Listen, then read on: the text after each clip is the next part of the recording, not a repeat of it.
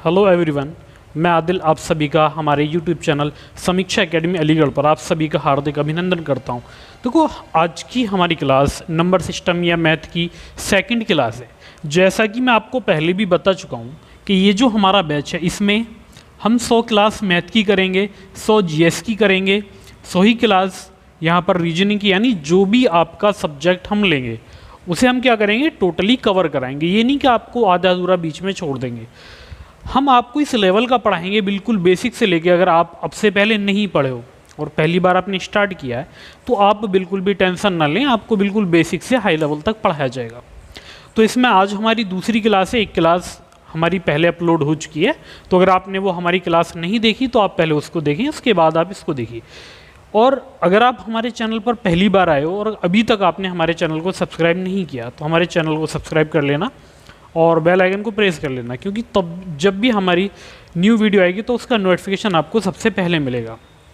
तो आपको daily classes मिलेंगी मैथ, जीएस, रीजनिंग और हिंदी की। तो आज जो हम स्टार्ट करने वाले हैं, देखो सबसे पहले जो हमारी पिछली क्लास थी उससे आगे आज हम चलेंगे।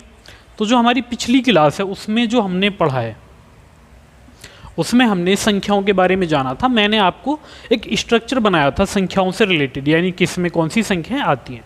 ये सभी मैंने बिल्कुल आपको डिटेल से समझाया था। अगर आपने वो क्लास नहीं देखी तो आप उसको एक बार देख लें, ताकि जो आज की क्लास है आप इससे जुड़ पाएँ, या ये जो भी आज मैं आपको पढ़ाने वाला हूँ ये सब कुछ आपकी समझ में अच्छे से आए। तो आज की हमारी क्लास, सबसे पहले तो मैं आपको ये बता दूँ कि हमने क्या क्या पढ़ लिया है पिछली क्लास में। देखो, मैं जो आपको करा चुका हूँ, जो हमारे नंबर्स होते हैं, जो संख्याएं थी, इनका जो स्ट्रक्चर था वो मैंने आपको बता दिया था। संख्याओं का जो स्ट्रक्चर था, यानी कौन सी संख्या किसके अंदर आती है, ये चीज़ें मैं आपको कल डिटेल में बता चुका हूँ, जो हमारी पहली क्लास थी उसमें। अब आज की जो हमारी क्लास है, देखो इसमें हमें क्या करना है, स्ट्रक्चर से आगे हम चलेंगे। इसमें भी मैंने आपको और क्या कराया था, जैसे मैंने यहाँ पर आपको प्राकृतिक संख्याएं भी करा दी थी। मैं आपको यहाँ पर प्राकृतिक संख्याएं करा चुका हूँ, नेचुरल नंबर्स, ये मैंने आपको बताया था। दूसरा मैंने आपसे कहा था कि हम यहाँ पर सम संख्याएं भी कर चुके हैं, सम। और तीसरी हम यहाँ पर विषम संख्याएं भी कर चुके हैं, सम, विषम। और फोर्थ हमने यहाँ पर किया था भाज्य संख्याएं और अभाज्य संख्याएं। कौन सी की हैं, भाज्य। और फिफ्थ पर हमने की थी अभाज्य। तो यहाँ पर मैंने आपको इनके बारे में डिटेल से बताया था, बिल्कुल डिटेल से मैं आपको इनको समझा चुका हूँ। ठीक है, बाकी जो संख्याएं होती हैं, क्योंकि मैंने आपसे कहा था कि हम बिल्कुल बेसिक से स्टार्ट कर रहे हैं, तो मैं तो ये मान के चलूँगा कि आपका जो बेसिक है वो बिल्कुल जीरो लेवल है, यानी आपको मैथ नहीं आता। तो इस तरीके से हम आपको पढ़ाएंगे कि आप मैथ सीख जाएँ और जो भी आप एग्जाम में उसमें पूरा स्कोर आप कर पाएँ। तो आज हम इससे आगे स्टार्ट करेंगे। तो आज हम पढ़ेंगे होल नंबर्स, पूर्ण संख्याओं से हम शुरुआत करेंगे पहले। तो सबसे पहले अगर हम बात करें पूर्ण संख्याएं, हमें क्या करना है, पूर्ण संख्याएं। अब ये जो पूर्ण संख्याएं होती हैं इन्हें इंग्लिश में कहा जाता है होल नंबर्स। इन्हें इंग्लिश में क्या बोला जाता है, होल नंबर्स बोला जाता है। अब इससे भी एक क्वेश्चन बन जाता है, इसलिए आपको इसके बारे में पता होना जरूरी है। अभी जो होल नंबर्स होता है, पूर्ण संख्याएं होती हैं, यहाँ से क्वेश्चन क्या बनता है। देखो यहाँ से जो क्वेश्चन बनेगा आपका पूर्ण संख्याओं से रिलेटेड, तो आपसे पूछा जाता है कि सबसे छोटी पूर्ण संख्या कौन सी है, ये आपसे पूछा जाता है। तो आपसे पूछा जाएगा सबसे छोटी पूर्ण संख्या, या जो पूर्ण संख्याएं इनकी शुरुआत कहाँ से होती है। तो अगर मैं आपको बताऊं कि यहाँ इनकी जो शुरुआत है वो होती है जीरो से।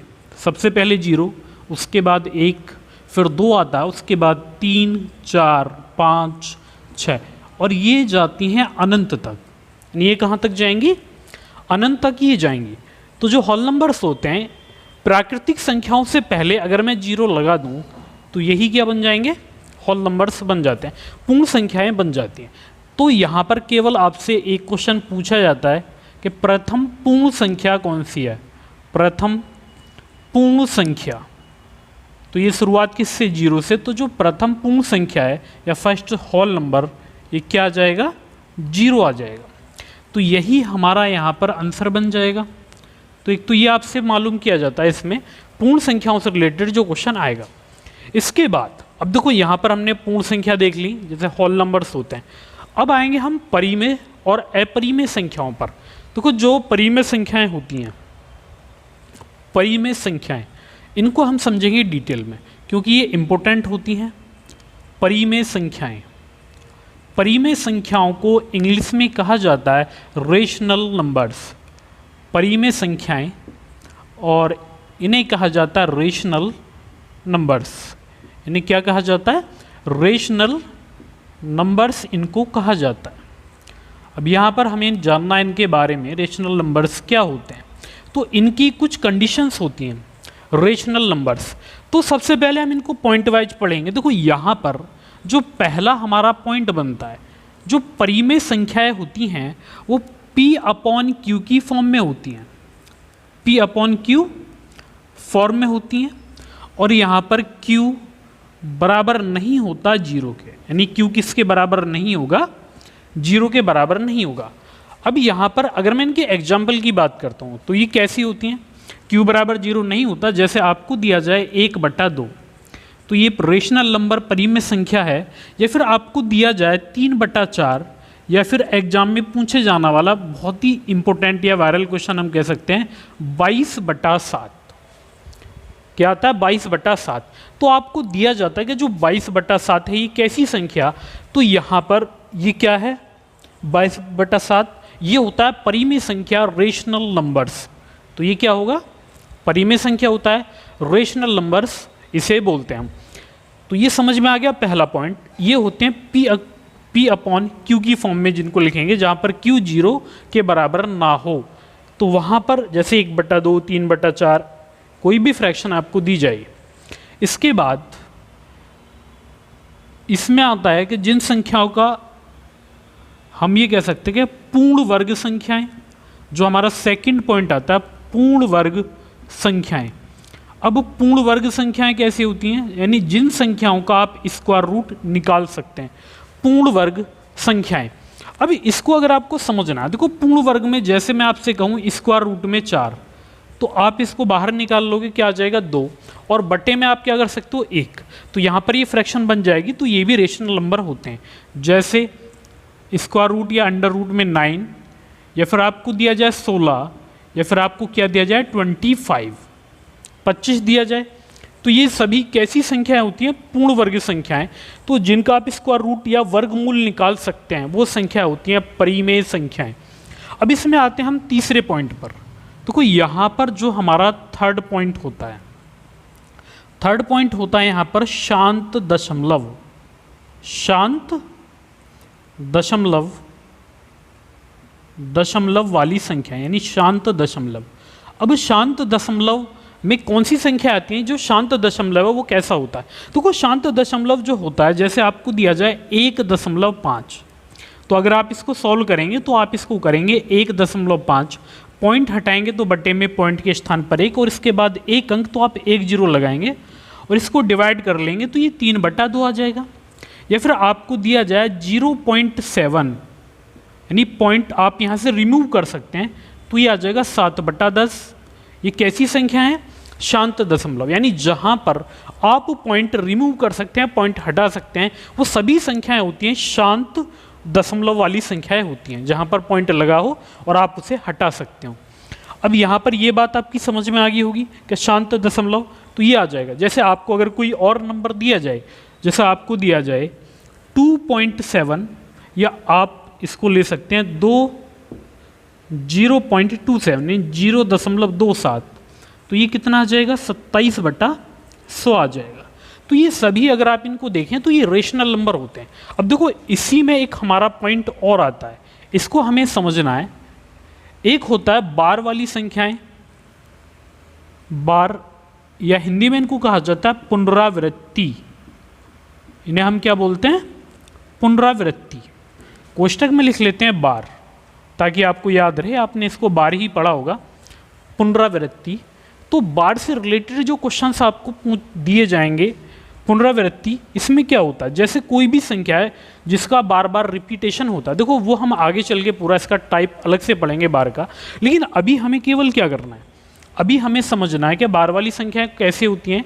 ये संख्याएं होती हैं, तो आखिर हम इसमें रिमूव कैसे करेंगे? देखो जैसे अगर मैं आपसे कहूँ 0.3 के ऊपर बार, तो इसको जब आप सॉल्व करेंगे तो ये होगा 3, और अगर एक अंक के ऊपर बार है तो बट्टे में 1 9 आ जाता है, तो इसको डिवाइड करने के बाद ये आ जाएगा 1/3। तो यहाँ पर ये क्या आ जाएगा, P/Q की फॉर्म निकल कर आ जाएगी, तो ये परिमेय संख्या होगी। इसके बाद जैसे अगर आपसे कहा जाए 0.47 और इसके ऊपर बार आपको दिया जाए, तो आप क्या करेंगे, इसको सॉल्व कर सकते हैं। तो आप इसको लिखेंगे 47 बटा, अब यहाँ पर ये 2 डिजिट दोनों के ऊपर बार है, तो आप बटे में कर देंगे दोनों, यानी 99। तो ये कितना आ जाएगा, 47/99 आ जाएगा। कितना आ जाएगा ये, 47/99 आएगा। तो ये सभी संख्याएं वो हैं, यहाँ पर हमने 4 पॉइंट देखे परिमेय संख्याओं में। देखो पहला क्या था, P/Q की फॉर्म हो जहाँ पर Q 0 के बराबर ना हो, यानी Q क्या ना हो, 0 के बराबर ना हो। एग्जाम्पल मैंने सामने लिख दिए, परिमेय संख्या आपकी समझ में आ जाएगा। दूसरा मैंने बताया पूर्ण वर्ग संख्याएं, यानी जिनका आप वर्गमूल निकाल सकते हैं, वो सभी संख्याएं होती हैं परिमेय। इसके बाद शांत दशमलव, यानी आप अगर रिमूव कर पा रहे हैं दशमलव को, तो वो क्या बनेगा, सॉल्व करने के बाद फ्रैक्शन आ जाएगी या रेशनल नंबर आ जाएगा, P/Q की फॉर्म आ जाएगी। इसके बाद अगर यहाँ देखें पुनरावृत्ति, जो बार वाली संख्या होती हैं, उसमें भी क्या होता है कि आप यहाँ पर बार हटा सकते हैं, तो ये जो निकल कर आएंगे ना, ये आपकी हो जाएंगी परिमेय संख्या। यानी मैंने आपको क्या बताया अभी, परिमेय संख्याओं के बारे में मैंने आपको जानकारी दी। अब आप पहले इसको नोट करेंगे, इसके बाद हम आगे चलते हैं अपरिमेय संख्याओं पर।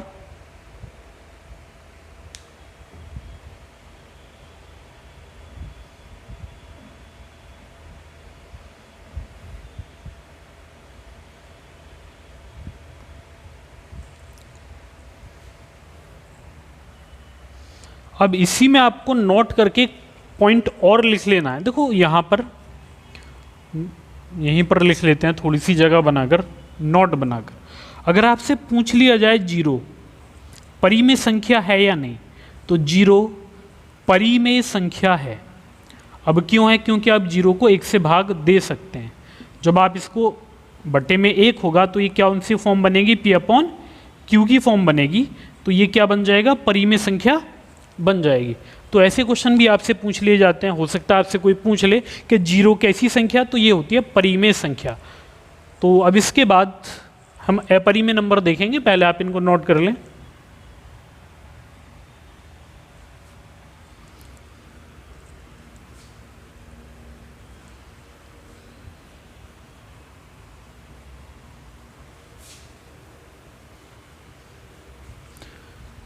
तो इसके बाद हम आएंगे नेक्स्ट अपरिमेय संख्याओं पर। अब हमें क्या देखना है, अपरिमेय संख्याएं। तो आप अब जो नेक्स्ट यहाँ पर हेडिंग डालेंगे, वो आपको डालनी है अपरिमेय संख्याएं। अपरिमेय संख्याएं, इनको इंग्लिश में कहा जाता है रेशनल नंबर। अपरिमेय संख्याएं या फिर इरेशनल नंबर्स, क्योंकि इंग्लिश में आपको इनके नाम पता होने ज़रूरी हैं। इरेशनल नंबर्स, तो ये आ जाएंगी आपकी अपरिमेय संख्याएं। अब इसके लिए क्या नियम होते हैं, तो इसमें भी हम क्या करेंगे, इनको पॉइंट वाइज देखेंगे। देखो पहला पॉइंट, अभी तक जो हम देख रहे हैं ना, एक एक चीज़ को हम पढ़ रहे हैं डिटेल में, यानी पॉइंट वाइज पढ़ रहे हैं। जैसे अगर मैं इसकी बात करता हूँ, तो यहाँ पर जो इसका पहला पॉइंट ये बनता है कि जो इरेशनल नंबर हैं वो P/Q की फॉर्म में नहीं होते, P/Q की फॉर्म में नहीं होते। किस में नहीं होंगे, P/Q की फॉर्म में नहीं होते। पहली बात तो यहाँ पर ये निकल कर आ जाएगी कि अगर हम अपरिमेय संख्या की बात करें तो P/Q की फॉर्म में ये नहीं होंगे। अब इसी में अगर मैं दूसरे पॉइंट की बात करता हूँ, देखो पहले हमने क्या पढ़ा, जो रेशनल वो P/Q फॉर्म होती है, लेकिन इरेशनल की P/Q की फॉर्म नहीं होती, तो यहाँ पर फॉर्म तो नहीं होगी। इसके बाद अगर मैं बात करता हूँ दूसरे पॉइंट की, तो वहाँ पर हमने पढ़ा था कि जो पूर्ण वर्ग संख्याएं होती हैं, पूर्ण वर्ग संख्याएं वो कैसी संख्याएं होती हैं, परिमेय संख्याएं होती हैं, रेशनल नंबर्स होते हैं। तो यहाँ पर ये लिखिए पूर्ण वर्ग नहीं होती, पूर्ण वर्ग नहीं होती। अब कैसे नहीं होंगी पूर्ण वर्ग, या कौन सी ये संख्याएं होती हैं वो हम यहाँ पर देख लेते हैं। नहीं होती, तो कोई यहाँ पर अगर मैं इसके एग्जाम्पल की बात करता हूँ, अगर हम इसके उदाहरण देखें तो सबसे पहले जैसे मैंने लिया यहाँ पर अंडर रूट में 2। अब आप ये बताइए कि आप 2 का स्क्वायर रूट निकाल पाएंगे? तो एग्जैक्ट तो निकलेगा नहीं, यानी पूर्ण वर्ग नहीं होगा। इसके बाद जैसे अंडर रूट 3 होगा, अंडर रूट 5 होगा, अंडर रूट 7 होगा। तो ये सभी कैसे नंबर होते हैं? अगर रूट में आपको ऐसी संख्याएं मिलती हैं तो वो सभी होती हैं अपरिमेय संख्याएं, इरेशनल नंबर्स होते हैं। तो पहला पी अपॉन क्यू की फॉर्म नहीं होगी, दूसरा पूर्ण वर्ग संख्याएं नहीं होंगी, ये आ जाएगा। अब जो इसमें थर्ड आता है, देखो थर्ड काफ़ी इंपॉर्टेंट है, इससे क्वेश्चन बनता है। यहाँ पर ये होता है अशांत दशमलव।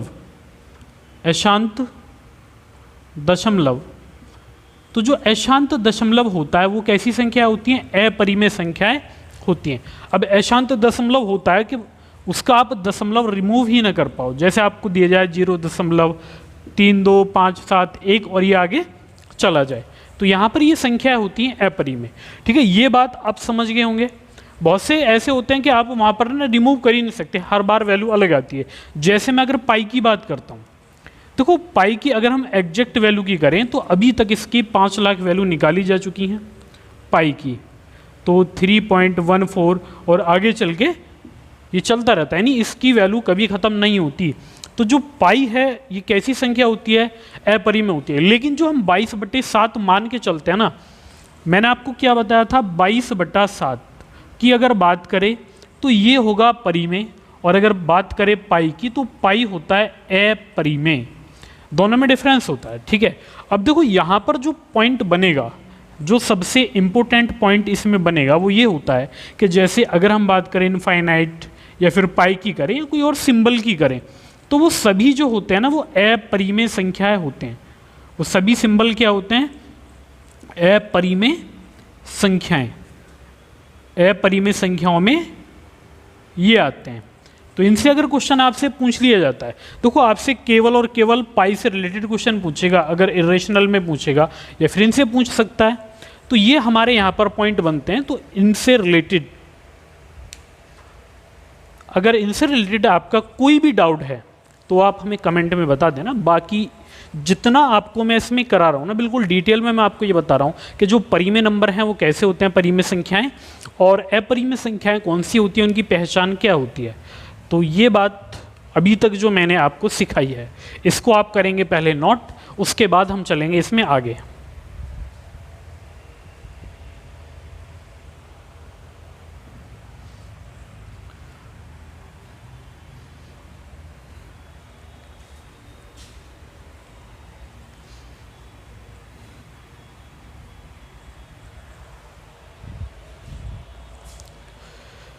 देखो आपको अगर कोई भी डाउट होता है, जो कुछ भी आपको पढ़ाया जा रहा है उसी से रिलेटेड, या कोई और भी प्रॉब्लम, कोई क्वेश्चन आपसे नहीं होता है, तो आप हमें कमेंट में बता सकते हैं।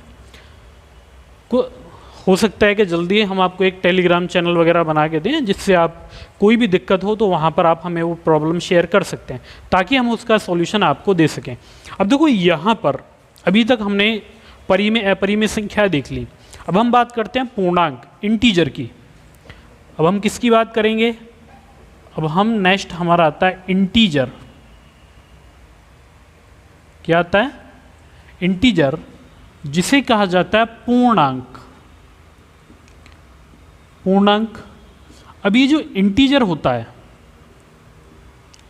इंटीजर, ये भी यहाँ पर इसकी भी पी बाई क्यू की फॉर्म भी बन जाती है इसकी।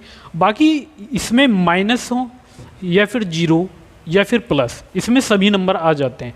जैसे अगर मैं यहाँ पर लिखता हूँ पूर्णांक, तो यहाँ पर अगर मैं लिखूँ -4 तो ये भी होगा, अगर मैं लिखूँ -3 तो ये भी होगा, -2 या -1, 0, 1, 2, 3, 4, तो ये सभी आपके क्या होते हैं? पूर्णांक होते हैं। अब यहाँ पर इस पूर्णांक को भी अगर हम और डिटेल में देखते हैं, देखो पूर्णांक को भी हम 2 भागों में डिवाइड कर सकते हैं। अगर मैं यहाँ पर पूर्णांक को देखूँ तो पूर्णांक को मैं ये कह सकता हूँ, पूर्णांक भी दो टाइप का होता है। एक तो होता है ये ऋणात्मक, नेगेटिव ऋणात्मक, ऋणात्मक में जितनी माइनस वाली हैं वो आ जाएंगी। और दूसरा होता है ये अऋणात्मक, दूसरा क्या होता है ये अऋणात्मक, दूसरा आ जाता है ये अऋणात्मक। अब यहाँ पर अगर हम ऋणात्मक की बात करते हैं तो ये होता है -1, -2, -3 और ये कहाँ तक होगा, अनंत तक होगा। लेकिन अऋणात्मक की बात करें तो ये स्टार्ट कहाँ से होता है, 0 से, 1, 2, 3, 4, ये अनंत तक होता है। और यही मैंने अभी कुछ देर पहले आपको बताया कि 0 से लेके अनंत तक के जो नंबर होते हैं ना, उन्हें हम कहते हैं पूर्ण संख्याएं। उन्हें हम क्या कहते हैं, पूर्ण संख्याएं कहते हैं, पूर्ण संख्या इनको कहा जाता है, यानी होल नंबर्स ही होते हैं। तो इसको आप चाहें तो और भी डिवाइड कर सकते हैं। यहाँ पर आप चाहें तो इसको अलग कर लें और इसमें आप यहाँ पर 0 अलग कर लेंगे तो एक तरफ ऋणात्मक, एक तरफ आ जाएंगी हमारी पॉजिटिव नंबर 0 को छोड़ने के बाद, जिन्हें हम प्राकृतिक संख्या कहते हैं। तो यहाँ समझने के लिए तो बहुत कुछ है। देखो इंटीजर, जैसे कि एवरेज में क्वेश्चन बनता है कि 100 तक के सभी धनात्मक पूर्णांकों का औसत ज्ञात करें, तो अगर हमसे कहा गया धनात्मक यानी पॉजिटिव की बात कर रहा है तो हम कहाँ से स्टार्ट करते हैं, हम करते हैं 1 से स्टार्ट करते हैं। अगर ऋणात्मक की बात करेगा तो -1, अगर 0 से कहेगा तो 0 से करेंगे। तो यहाँ पर ये लॉजिक होता है, ठीक है। तो यही आपको समझना है। तो यहाँ पर पूर्णांक ये आप समझ गए होंगे। अब यहाँ से आगे देखो हमें समझना है, एक तो वास्तविक संख्याएं और दूसरी होती हैं काल्पनिक संख्याएं।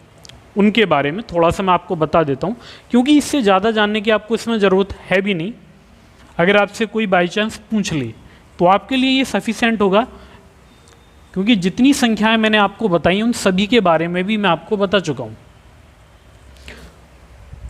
तो कोई यहाँ पर मैंने आपसे कहा था कि जो नंबर हैं या संख्याएं, अगर हम बात करते हैं संख्याओं के बारे में तो संख्या दो ही टाइप की मैंने आपको बताई। और वो कौन कौन सी बताई थी, एक तो मैंने आपको बताई थी वास्तविक और दूसरी आपको बताई काल्पनिक। एक तो वास्तविक हो जाएंगी वास्तविक और दूसरी होती हैं काल्पनिक। यानी काल्पनिक आप समझ रहे होंगे कि जो रियल में नहीं होती हम उनको मान लेते हैं, जैसे कल्पना तो कर ही सकते हैं।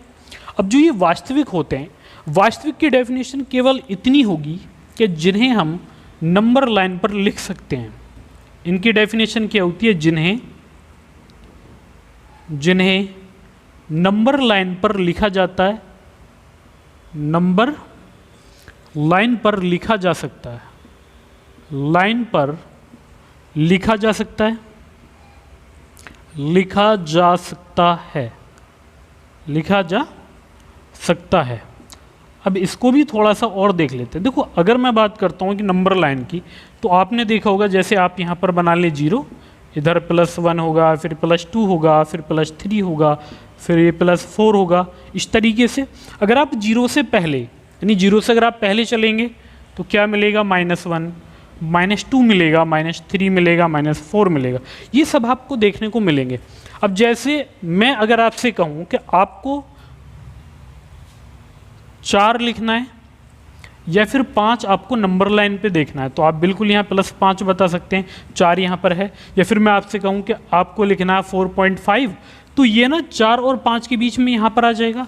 या आपसे कहा जाए कि 4.25 लिखिए, तो आप 4 और 5 के बीच में इसको लिख सकते हैं, ठीक है। तो नंबर लाइन पे ये होता है कि आप किस डिजिट को लिख पा रहे हैं और किसको नहीं लिख पा रहे हैं। अब यहाँ पर जो काल्पनिक होती हैं इन्हें आप नंबर लाइन पर नहीं लिख सकते। अब आप इसको भी थोड़ा सा समझ लेते हैं। यहाँ पर इन्हें नहीं लिखा जा सकता, तो इनकी जो डेफिनेशन केवल इतनी होगी, इन्हें नंबर लाइन पर नहीं लिखा जा सकता, इन्हें नंबर लाइन पर नहीं लिखा जा सकता, नहीं लिखा जा सकता, लिखा जा सकता। तो ये बात आप समझ गए होंगे, इन्हें नंबर लाइन पर नहीं लिखा जा सकता। अब ये संख्याएं होती कैसी हैं, देखो ये बहुत ही अजीब सी होती हैं। जैसा आपको दिया जाएगा -√2, आप सॉल्व ही नहीं कर पाएंगे। -√3 और जैसे -√5 या फिर आप हो सकता है 4 भी दिया जाए, ठीक है, होगा उनके साथ माइनस। तो ये बताइए आप इनको लिखेंगे क्या? आप इनको सॉल्व ही नहीं कर सकते, क्योंकि यहाँ पर जो लॉजिक हमारा काम करता है ये होता है √-1 बराबर आयोटा होता है, समझे? ये होगा ये। तो यहाँ पर -1 इसके बराबर होता है, तो आप जब इसको लिखोगे ना तो आप इसको ऐसे लिखोगे 2 आयोटा। ये चीज़ें आपको समझनी थी, ठीक है। ये आपकी काल्पनिक होगी। अब यहाँ पर एक मैंने आपको बताया था कि इन दोनों को मिलाकर एक संख्या बन जाती है, इन दोनों को मिलाकर एक संख्या बनती है जिसे हम कहते हैं सम्मिश्र संख्या।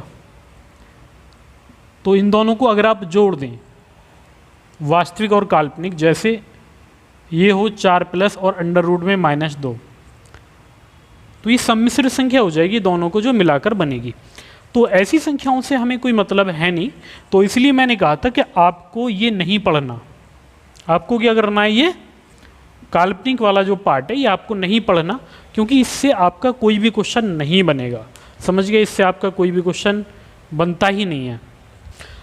अब देखो, आज जो नंबर से रिलेटेड जानकारी थी वो आपकी कंप्लीट हो चुकी है। कल से हम कुछ ऐसा करेंगे नंबर सिस्टम में जो आपकी थ्योरी प्लस क्वेश्चंस हम दोनों की प्रैक्टिस कर सकें। अभी तक केवल हमने संख्याओं के बारे में ही जाना है कि जो संख्याएं हैं वो कितने प्रकार की होती हैं, कौन सी संख्या की हम पहचान कैसे करेंगे, वो सभी बातें हमने देख ली हैं। लेकिन अब जो हमारी कल से क्लास स्टार्ट होगी उसमें आपको क्वेश्चंस कराए जाएंगे जो एग्ज़ाम में आते हैं, यानी वो हम क्वेश्चन से लेंगे, उसमें भी अच्छे लेवल के लेंगे। ये नहीं कोई आपको हल्के फुल्के क्वेश्चन कराएंगे कि बच्चों की तरह आपको बहकाना नहीं है, बल्कि सिखाना है। तो यहाँ पर जितना आपको करा दिया गया, ठीक है, इसको प्रॉपर आपको नोट कर लेना है, और आपको एक अलग से आपको नोटबुक बनानी है जिसमें जितना आपको पढ़ाया जाएगा ना उसे आपको नोट करते रहना है, ताकि जब आप रिवीजन करो तो ये ना हो कि आप फिर दोबारा से वीडियो देखने लगो, या फिर आप क्या करोगे, अभी आप वीडियो देखते हो जैसे कि आप मूवी देख रहे हैं, तो ऐसा बिल्कुल भी नहीं करना आपको। तो बाकी आपसे नेक्स्ट क्लास में मुलाकात होगी।